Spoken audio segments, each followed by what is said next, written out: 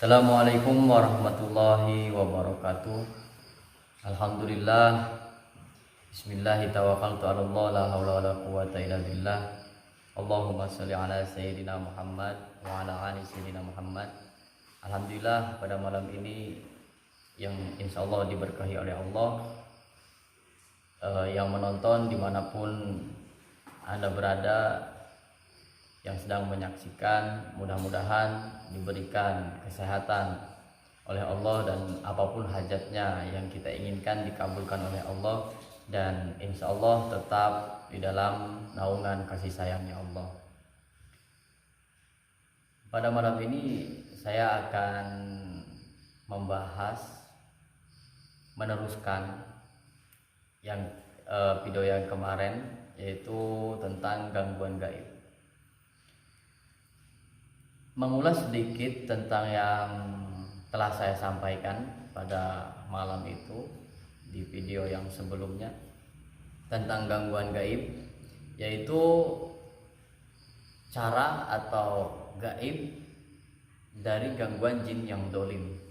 Ya, kalau kita mengulas dari pembicaraan waktu itu, jadi gangguan gaib itu ada dari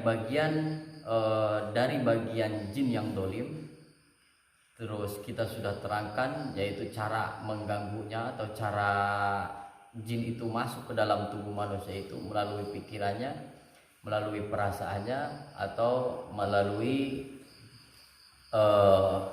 kehidupannya, pola makannya dan perasaan hatinya itu. Dan itu harus dijaga ya dengan ibadah, dengan pola hidup, dan tidak melakukan dibalik itu semua. Jadi jangan diputar arah itu ya, kehidupan dan segala macamnya yang telah saya ceritakan kemarin. Nah, saya akan meneruskan bahwa gangguan gaib tidak hanya jin yang dolim, tapi kebanyakan yang terjadi di tengah-tengah masyarakat ini yaitu gangguan jin dolim. Itu jin dolim yang dikembangkan dengan pikiran manusia tersebut. Nah, dikembangkan dengan opini-opini yang katanya itu adalah sihir, itu adalah kiriman, dan memang betul, yaitu untuk gangguan gaib yang selanjutnya yaitu sihir ya. Sihir sendiri mempunyai karakter, mempunyai praktek. Jadi kalau kita membahas sihir, sangat susah mendefinisikan tentang sihir dikarenakan banyak hal yang memang ketidakjelasan di dalam sihir. Banyak tafsiran-tafsiran tentang sihir. Sihir itu, kalau menurut saya, sihir itu pada dasarnya sihir itu adalah sebuah praktek yang tadinya tidak ada menjadi ada. Ya, itu kan definisinya. Tetapi sebuah ketidakmungkinan menjadi mungkin dan nyata, itu adalah sihir. Namun itu adalah tipu daya. Nah, itu sihir. Itu adalah tipu daya. Itu menipu pandangan kita, itu menipu pemikiran kita, mencuci hati kita, mencuci perasaan kita, agar kita percaya dengan hal-hal sihir tersebut dan kita terjerumus kepada hal kemusyrikan itu. Nah, di dalam ilmu sihir itu dapat dipelajari. Kita membahas sihir sedikit ya. Jadi sihir itu dapat dipelajari dengan mendekatkan diri kita, hati kita, pemikiran kita kepada makhluk jin atau iblis. Itu sihir ya. Jadi prakteknya sihir itu tidak jauh dengan media-media. Tidak jauh dengan media. Kalau di Timur Tengah itu ada yang menggunakan media apa namanya, darah ya, darah, terus ditulis dengan rajah dengan kalimat bahasa Arab, dan juga ada yang membolak-balikan Al-Quran ya, yang membolak-balikan Al-Quran itu hurufnya dipisah-pisah terus lalu ditulis kepada barang-barang yang najis bahkan haram ya. Nah itu adalah kemusyrikan ya. Itu adalah praktek sihir, dan sihir tersebut tidak jauh ketika mempelajari tentang sihir itu ada yang dipersembahkan ya. Yang namanya kita mau mendekatkan diri kepada seseorang mesti harus ada pendekatan, entah itu melalui pembicaraan atau pemberian.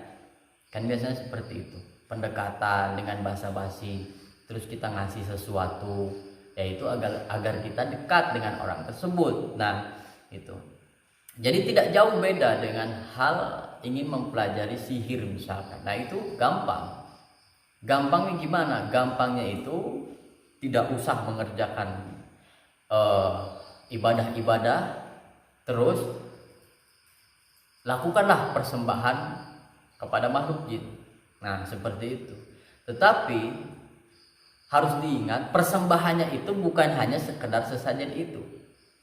Harus disadari bahwa dirinya pun adalah persembahan nantinya.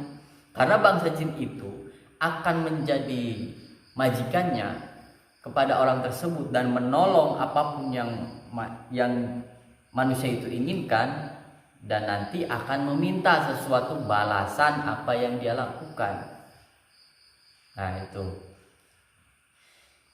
Jadi kalau kita membahas sihir, ada yang mengatakan sihir itu sangat lembut, ada yang mengatakan sihir itu adalah hanya halusinasi, tidak ada ya, jadi ketidakadaan yang diada-adakan. Nah itu. Terus cara praktek sihirnya itu melakukan media-media seperti halnya darah. Apalagi kalau kita di Indonesia ini terkenal ya dengan nama sihir atau kalimat lainnya atau kata lainnya santet. Nah medianya banyak seperti halnya jarum, terus minyak-minyakan, terus darah juga suka dipakai, terus kain dari bajunya, terus dari rambutnya, terus dari boneka-boneka kecil itu. Nah itu melakukan prakteknya melalui media-media tersebut. Jadi di Indonesia sangat beragam tentang praktek santet atau sihir. Sihir tersebut itu adalah, kalau menurut saya, kan sebuah perkara yang ada hasil tidak ada sebab. Namun menurut saya itu ada hasil, sebabnya tidak terlihat. Sebabnya ada namun tidak terlihat. Kita meyakinkan sebabnya itu ada karena prakteknya pun ada, baca mantranya ada. Nah jadi ada hasil namun sebabnya tidak terlihat, itu lebih tepatnya kira-kira seperti itu. Karena sangat bingung untuk memastikan, mendefinisikan tentang sihir tersebut. Itu jadi sebabnya itu ada namun tidak terlihat, dan hasilnya pun seperti itu. Ada seseorang, terus seseorang itu tadinya nggak cinta sama seseorang lagi. Ada seorang perempuan, ya. Terus ada seorang laki-laki, tadinya tidak cinta, sama sekali tidak cinta, sama sekali tidak menyukainya.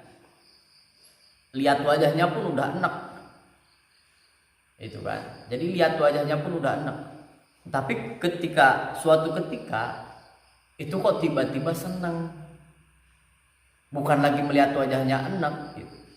Lihat sendalnya aja di luar udah jatuh cinta. Kan itu hal yang aneh, yang berbalik belakang dari sikap awal, yang tadinya nggak cinta jadi cinta. Sihir itu dapat melalui kata-kata, dapat melalui mantra-mantra, ya, yaitu namanya memelet seseorang, pelet ya, itu juga sama praktek sihir. itu dengan ajian-ajian tertentu. Dan kalau praktek sihir, biasanya ajiannya juga atau mantranya juga menjerumuskan seseorang tersebut kepada hal-hal kemusyrikan. Jadi dia menggadaikan keimanannya, menggadaikan hatinya, dan menggadaikan dirinya kepada makhluk jin demi kepentingan sendiri, demi berkelanjutan kehidupan di dunia ini melalui praktek-praktek sihirnya. Nah, praktek sihir itu diakui atau tidak, percaya atau tidak, bukti mengatakan ada. Jadi berbagai macam jenis praktek sudah saya ketahui. Banyak orang gitu ya, kalau khususnya di tempat saya ini banyak yang terkena sihir karena praktek-praktek sihirnya juga masih banyak. Bahkan saya pernah menyaksikan sendiri praktek penyihirannya. Jadi praktek orang lagi nyihir orang lain, saya lihat dengan mata kepala saya sendiri. Jadi kalau kan terkadang masa sih masih ada praktek-praktek seperti itu. Ini kan udah zaman modern, ya kan, udah gak zaman lah kayak gitu memakai media-media atau sihir-sihir datang ke dukun-dukun. Kata siapa? Bahkan kalau modern lebih maju, secara logika memang menolak, harusnya udah tidak ada. Namun kok semakin canggih? Karena kita medianya makin cepat, bisa media foto. Itu kita tidak ngasih foto tapi ada di Facebook, ada di Instagram. Nah, jadi aksesnya lebih cepat. Aksesnya lebih cepat zaman sekarang itu. Jadi banyak ya pasien-pasien saya itu datang, banyak yang kena santet atau sihir.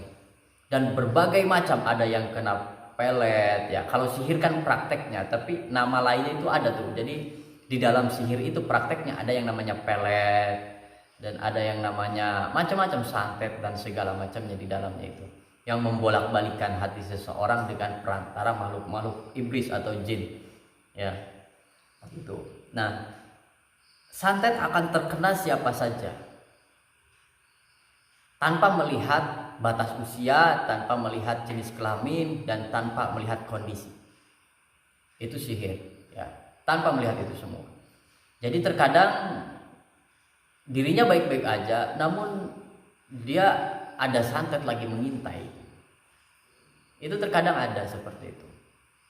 Nah, jadi gangguan gaib dari bentuk sihir itu yang sengaja oleh orang lain dikirimkan atau sama orang lain berniat untuk mencelakai langsung. Punya masalah, saya punya masalah sama orang lain sakit hati sama saya, ya kan? Orang lain itu, musuh saya itu, laporan lah atau cari dukun atau cari praktek-praktek santet lalu menyantet saya. Itu sering terjadi, banyak. Dan kalau di daerah saya sendiri memang masih banyak yang seperti itu. Banyak yang seperti itu. Nah, santet akan tiba biasanya pada lebih jam 12. Ya, lebih jam 12. Ada yang mengatakan berbeda hari juga, misalkan malam Selasa, malam Selasa itu dari jam 11 lebih. Ada yang mengatakan pokoknya jam 12 lebih itu. Ada yang mengatakan sepertiga malam. Nah, seperti itu. Karena mungkin ada yang melihat dari arti yang kelabu-kelabu itu. Jadi arti yang samar-samar. Jadi santet itu, sihir itu samar ya. Jadi dari langit yang masih samar, nah itu santet masuk. Kayak gitu. Nah, itulah pentingnya sebelum tidur tadi menyangkut dengan berbagai macam gangguan gaib itu, pola hidupnya. Kalau kita malamnya bangun terus melakukan sholat atau dan segala macamnya, ibadahnya kuat, istiqomah, insya Allah itu mental itu nggak bakal masuk itu santet itu. Gitu. Tapi itu juga mengukur kapasitas antara santet yang dikirim dan orang yang disantetnya tersebut. Kuat-kuatan di situ. Nah, terkadang orang disantet nggak kerasa karena sihir itu, karena santet itu halus. Oleh karena itu, rasanya pun berangsur-angsur kepada orang yang terkena santet tersebut. Berangsur-angsur, nggak kerasa. Yang diganggu apanya dulu, terus lalu kemana itu berangsur-angsur. Jadi santet juga menyesuaikan tuh dari mana kelemahannya masuk, gitu. Dari mana celahnya di mana nih, kita masuk ke rumah itu celahnya di mana. Nah, terkadang seperti itu. Jadi pada sepertiga malam atau malam-malam itu aktif-aktifnya tuh. Ya, siang itu jarang-jarang terjadi. Mungkin ada, tapi kalau yang saya ketahui itu sering terjadinya datangnya itu malam, ya, malam. Tapi saya juga pernah kena, ya, pernah datang itu siang hari. Siang hari pernah datang itu. Siang-siang ada yang datang dan itu langsung wah, luar biasa ya. Jadi saya lagi lengah, tiba-tiba datang tuh serangan. Nah, jadi itu pas siang hari, pas duhur itu, duhur. Itu. Jadi mungkin 1-2, tapi rata-rata terjadi datangnya itu malam. Nah, pada malam hari itu santet datang mengarah kepada yang dikhususkan atau yang dituju. Itu pertama, pikiran kita harus kuat, ya. Itu menyerang kepada tubuh manusia. Kalau orang tersebut ada penyakit di dalamnya, misalkan penyakit medis tadinya ada di dalam tubuhnya, itu ada penyakit medis. Nah, santet itu akan mengarah kepada penyakit tersebut dan menambah sakitnya. Karena kemarin itu kita terangkan bahwa jin itu jin itu tidak bisa menciptakan penyakit sendiri. Jadi dia hanya dompleng, ya, dari tadi rasa sakitnya 50% ditambah jadi 100%. Nah, itu kalau mereka punya kapasitas seperti itu, gitu. Dan sihir sendiri berbagai macam jenis. Ada yang menyakiti terus datangnya ke penyakit, ya, ke penyakit. Kalau misalkan orang tersebut gak ada penyakit di dalamnya, orang tersebut gak ada nih, normal-normal aja, medis gak ada di dalamnya, tapi dia kena santet, itu pasti durasinya agak lama, durasinya agak lama, enggak seinstan, enggak secepat yang tadinya udah ada penyakit normal, udah ada penyakit biasa, dia langsung mengarah kepada penyakit tersebut. Tapi terkadang ada yang normal-normal saja lalu kena santet. Nah, itu pasti akan berangsur. Yang diganggu apanya dulu nih? Yang diganggu pertama adalah perasaan. Nah, disitulah datang perasaan yang aneh-aneh. Rasa malas, nah, itu awal tuh, rasa malas. Terus masuk lagi ke ranah hati, ya, di situ mulai enggak adalah kata-kata ngebatin atau merenungi segala macam, keras, ya, hatinya mengeras, itu dinasehatin, berontak segala macam. Nah, itu terjadi, ada kiriman awal-awal itu seperti itu, gitu. Lama kelamaan ini bisa jadi ke daya tahan tubuh mengurang, biasanya nih, ya, seperti itu. Daya tahan tubuh mengurang, yang tadinya beraktivitas full aja deh, ya, kuat aja, berapa jam pun, berapa hari pun tanpa istirahat pun masih kuat. Tapi pada kejadian itu manusia tersebut kok tiba-tiba cepet capek. Nah, itu mulailah di situ terkuraslah energinya, gitu.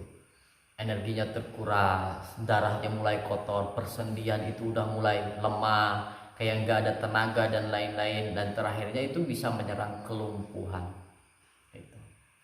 Bisa menyerang kelumpuhan di area-area sendi, gitu. Sendinya nggak bisa gerak atau stroke, ya, itu terjadi banyak tuh yang hasilnya itu medis, jadi stroke gitu. Nah itu banyak seperti itu, jadi akhirnya itu stroke kayak gitu. Nah itu kan kalau yang stroke itu, kalau kita lihat saraf-sarafnya itu normal, tetapi kan kerusakan otak ya, hormon geraknya itu nggak ada gitu. Kalau yang biasa-biasa aja mungkin persendiannya itu. Nah dari situlah mulai demam dan segala macam ya, tergantung apa yang mau disakiti oleh tujuan tersebut. Dan ada juga itu konteksnya ke penyakit ya, ke penyakit. Dan ada juga gangguan gaib itu atau sihir ya, yang kita terangkan saat ini sihir itu menyerang kepada misalkan pelet yang tadinya cinta, itu yang tadinya cinta tiba-tiba enggak cinta. Itu kan akan memisahkan. Misalkan ada suami istri lagi harmonis-harmonisnya lah kedua pasangan ini ya, lagi harmonis-harmonisnya, lalu ada yang iri atau yang sengaja membenci keluarga tersebut. Akhirnya keluarga tersebut melakukan sebuah ritual atau datang ke tempat praktisi sihir, lalu dikirimkanlah itu. Nah si pasangan pasutri itu, saya pernah menemukan seperti ini. Kalau seorang istri ya, kalau melihat suami itu benci, padahal gak ada masalah, uang gak kurang ya, rumah ada, kendaraan ada, apapun itu ada, tapi kejanggalannya itu istri melihat suami itu malas, itu benci, tiba-tiba benci kalau melihat suami, apalagi kalau diajak ngobrol. Nah itu banyak terjadi seperti itu. Saya sering kalau itu ya, kalau untuk pasangan suami istri seperti itu sering. Nah itu terjadi terkadang seperti itu. Ilmu gendam ya, terus ilmu itu kan dapat memisahkan dan menyatukan tuh. Itu praktek sihir juga tuh. Jadi datang gangguan gaibnya tuh, gangguan gaib ini ya, gangguan gaib terhadap pasangan suami istri itu terkadang banyak. Jadi tiba-tiba suaminya yang tadinya cinta nggak cinta, istrinya yang tadinya cinta jadi nggak cinta, dan bahkan bisa sebaliknya gitu. Saya dulu ada seseorang perempuan datang dan konsultasi, lalu dia mengkonsultasikan masalah kecemburuannya karena tadinya masih pacaran, lalu ditinggal gitu aja sama laki-laki, lalu langsung menikah. Nah dia sangat benci dan ingin melakukan sebuah berontak terhadap itu. Jadi itu ada, kalau orang itu datangnya kepada praktek sihir, maka itu akan terjadilah seperti itu. Akan terjadi tuh ilmu-ilmu pelet-pelet, ilmu-ilmu pemisahan ya, kepada istrinya, atau merusak hubungannya, rumah tangganya dirusak ya. Nah itu pun ada awal proses tuh, ketika gangguan gaib secara sihir atau santet datang untuk merusak keluarga. Itu tadinya ada perseteruan atau rasa-rasa yang tidak jelas di dalam kekeluargaan ya. Ada rasa-rasa yang tidak jelas di dalam kekeluargaan. Misal di rumah itu biasanya ngarah di rumah ya, suasana dulu yang diganggu itu. Suasana yang diganggu dari mulai perasaannya itu biasanya masuk kali-kali kepada perasaannya udah mulai emosi, terus dinasehatin suaminya nggak jelas, istrinya berontak dan segala macam. Nah berawal dari situ, akhirnya tidak ada penyelesaian, pisahlah. Nah itu yang mereka tunggu-tunggu. Nah itu praktek gangguan gaib ya. Gangguan gaib itu banyak jenisnya. Ada jin yang dolim secara alamiah ya, secara alamiah seperti halnya kita juga suka dolim, misalkan sentil orang ya kan gitu, padahal kita nggak niat dolimi, tapi kan orang tersebut merasa didolimi, antara merasa didolimi dan tidaknya kita tidak tahu, seperti itu. Dan ada lagi dari sihir. Nah itu pun terjadi tuh sihir seperti itu. Banyak praktek sihir. Jadi kalau suasana rumah sudah seperti itu, nah itu harus diobatin, ya, harus diobatin. Dengan cara apa ngobatinya? Dengan cara ya datang ke praktisi, datang kepada Al-Hikmah atau datang ke Ruqyah. Ya, Al-Hikmah menyediakan Ruqyah, pengobatan-pengobatan yang lain. Tapi jangan diobatin dengan memakai sihir juga. Ya, jadi hati-hati nih. Mengobatin sihir pakai sihir. Banyak sekarang praktek seperti itu. Itu yang kemarin kita bahas tentang praktek Al-Hikmah, ya. Itu tidak benar. Itu tidak benar. Nah, jadi itu tentang pelet, dan ada juga gendam. Ya, itu ilmu sihir juga tuh. Ya, ilmu sihir juga. Karena sebabnya ada tapi tidak terlihat dan hasilnya juga ada. Jadi melencengnya itu dia mendekatkan dirinya bukan kepada Allah tapi kepada makhluk jin atau iblis, atau menyediakan persembahan untuk iblis. Dan medianya sangat luar biasa, sangat masya Allah luar biasa. Itu banyak terjadi ilmu gendam itu yang ditepuk itu langsung nurut, ya. Tapi jarang ya, ini jarang. Tapi kemarin terjadi di desa saya ini, ya, itu orang itu dicuri dengan melalui ilmu gendamnya. Biasanya kalau yang terjadi di jalan-jalan itu kan iburnya itu hipnotis. Tapi kalau menurut saya, karena saya juga pernah sedikit belajar tentang bioenergi atau tentang hal itu, jadi saya tahu orang itu nggak bisa dihipnotis begitu aja gitu di pinggir jalan. Jadi itu adalah penyalahgunaan dari ilmu sihir atau ilmu gendam. Nah, biasanya kalau yang di jalan itu hanya pengalihan pembicaraan, itu bisa kayak gitu, mengalihkan pikirannya, lalu dia dengan melakukan kecepatan tangannya kayak gitu. Nah, dan itu yang terjadi kemarin itu adalah praktek gendam. Wah, langsung nurut aja itu. Langsung nurut, uang sama emas itu diambil, ya, diambil. Dan banyak itu ya yang terjadi. Ini mungkin kalau daerah lain saya nggak tahu ya. Kalau daerah saya ini udah ada dua orang terjadi. Nah, itu praktek sihir juga. Itu gangguan gaib. Ya, gangguan gaib secara sihir yang datang, yang sengaja dikirim oleh seorang praktisi. Nah, kalau untuk cara-cara menangani hal seperti itu untuk lebih mandiri, itu nanti kita terangkan di video selanjutnya, insya Allah kalau ada kesempatannya. Dan mungkin yang menonton ini bingung, sihir itu kan yang ada wujudnya, ada hasilnya, tapi sebabnya itu samar, ada tapi nggak kelihatan, kan seperti itu. Pokoknya hal yang di luar nalar kok tapi ada. Nah itu, ya. Jadi mungkin bingung antara praktek hikmah dengan praktek sihir itu. Dan itu juga nanti insya Allah akan saya terangkan lain waktu, lain kesempatan. Kita membahas tentang gangguan gaib. Ini juga belum selesai ya tentang sihir. Jadi sihir itu banyak sekali macamnya itu.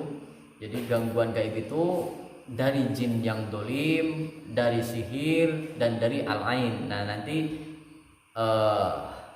setelah video ini nanti kita akan terangkan tentang al-ain, ya. Al-ain itu adalah tentang gangguan gaib juga, seperti itu. Nah, sihir tersebut banyak hal yang unik tentang sihir, khususnya untuk di Indonesia ini, ya, khususnya untuk di negara kita tercinta ini banyak sekali modelnya ini sihir, macam-macam. Medianya pun kalau saya lihat itu lucu-lucu gitu, kadang dari tanah, kadang dari boneka-boneka, kadang dari tulisan-tulisan. Yang kadang saya pernah membaca mantra dari seseorang yang udah tua banget, ya, udah saya temuin membaca mantranya itu gak ngerti kita itu bahasa Indonesia ya bukan, bahasa Jawa ya bukan, bahasa Sangsakerta bukan, saya nggak ngerti gitu. Bahasa apa saya nggak ngerti gitu. Jadi itu mantranya itu bahasa Arab ya bukan gitu. Tapi ada tulisannya tuh, dia baca dia hafal, tapi ilmunya nyata. Nah, jadi ini sangat luar biasa, praktek-praktek yang luar biasa gitu. Jadi mungkin pada awalnya itu mengandalkan karena tidak terarah ya di Nusantara itu, nggak ada ajaran pada awalnya itu, karena Hindu agama masuk ke Indonesia pun setelah Indonesia ini berjaya, setelah Nusantara ya bukan Indonesia, setelah Nusantara ini udah ada orang kan kayak gitu, dan di situ sudah ada kepercayaan gitu. Dan di situ sudah ada kepercayaan, akhirnya ya menggunakan metafisik alam, jadi menggunakan kekuatan alam yang ada pada dirinya dan mengandalkan sebuah bisikan-bisikan hati maupun intuisi. Jadi untuk mengarah ke seperti itu di Indonesia ini sangat beragam itu. Dan terus gangguan gaib itu ada gangguan jin yang ini. Ada seseorang yang mempunyai khodam misalkan, belakang itu ada khodamnya misalnya gitu. Di dalam dirinya itu ada khodamnya, ada pembantunya secara alamiahnya, secara alaminya, atau jin nasab ya, atau dari keturunan atau yang disebut jin itu nitis kepada cucunya atau anaknya. Nah, kita benci kepada seseorang itu, orangnya nggak tahu tapi jinnya tahu, khodamnya tahu, dan jin itu peka terhadap tersebut. Peka, jadi khodam itu, jin itu akan bergerak tanpa diperintah, akan bergerak tanpa diperintah. Akhirnya jin tersebut nyerang, atau si praktisi itu benci kepada seseorang, dia nggak melakukan apa-apa, tapi sesuatu yang ada di dalam dirinya atau ada yang di belakangnya, nggak tahulah itu di mana tempatnya, itu menyerang kepada seseorang yang dia benci. Terkadang ada seperti itu. Terkadang ada peribahasa gini loh, kalau di kampung ini ya, kalau di desa saya ini, udah kemana gitu kan, katanya ada tempat jin, ada rumahnya yang kedobrak, ada rumahnya yang terlangkahi. Itu banyak sekali seperti itu. Jadi macamnya gangguan gaib itu di Nusantara itu atau di Indonesia berbagai macam jenis gangguan gaib. Ya, dari berbagai macam versi, dari berbagai macam aliran keilmuan, sangat luar biasa banyaknya. Gitu. Karena kalau kita membahas tentang gaib, membahas tentang keilmuan gaib di Nusantara, itu tidak cukup untuk beberapa tahun untuk mendalami ilmu di Nusantara, itu sangat luar biasa. Sangat luar biasa. Jadi kalau kita tidak ada dasar secara agama, apa yang mesti kita anut, apa yang mesti kita yakinkan, dan apa yang mesti kita jalankan, kita akan tidak terarah. Karena kita ada berdiri di atas tanah Nusantara atau tanah Indonesia yang sangat luar biasa secara keilmuan supranatural atau tentang kegaiban yang mungkin bisa atau berpotensi besar untuk menjerumuskan hati kita, pikiran kita, bahkan diri kita dan keyakinan kita untuk menyembah selain Allah Subhanahu wa taala. Jadi untuk gangguan gaib malam ini saya cukupkan sampai hal ini ya, sihir, tentang sihir. Kurang lebihnya saya mohon maaf apabila ada benarnya itu datangnya langsung dari Allah, apabila ada salahnya itu kesalahan saya pribadi. Saya meminta maaf kepada semuanya dan terima kasih telah setia menonton dari awal sampai akhir. Ikutin terus dan jangan lupa dukung terus. Saya mohon maaf. Assalamualaikum warahmatullahi wabarakatuh.